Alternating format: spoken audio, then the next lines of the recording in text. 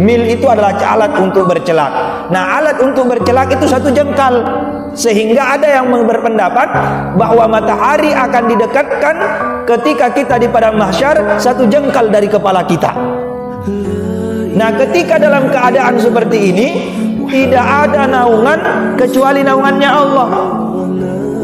Dan di hari itu kata Rasulullah ada 7 golongan yang Allah subhanahu wa ta'ala akan berikan dia naungan.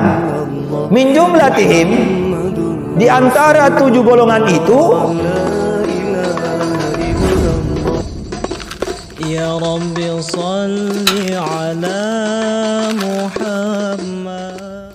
Wa qala sallallahu alaihi wasallam, dan Rasulullah sallallahu alaihi wasallam menyampaikan, kata beliau, sab'atun yadhilluhumullahu azza wa jalla fi dhillihi yauma la dhilla illa dhilluhu. Ada 7 golongan yang Allah akan berikan naungan kepadanya di hari yang tidak ada naungan kecuali naungannya Allah. Hari apa itu? Yaitu di padang mahsyar. Di hari yang tidak ada yang bisa menolong kita kecuali Allah. Tidak ada tempat kita berlari kecuali Allah. Kita sudah baca dalam kitab Tanwirul Qulub bahwa di padang mahsyar nanti akan didekatkan matahari. Didekatkan matahari 1 mil daripada kepala kita. Mil ini terjadi perbedaan pendapat. Ada yang mengatakan mil itu adalah masafatus safari, jarak tempuh ketika melakukan perjalanan. Ada yang mengatakan 1 mil itu adalah alat untuk bercelak. Mil itu adalah alat untuk bercelak. Nah, alat untuk bercelak itu 1 jengkal. Sehingga ada yang berpendapat bahwa matahari akan didekatkan ketika kita di padang mahsyar 1 jengkal dari kepala kita. Nah, ketika dalam keadaan seperti ini tidak ada naungan kecuali naungannya Allah. Dan di hari itu kata Rasulullah ada 7 golongan yang Allah subhanahu wa ta'ala akan berikan dia naungan.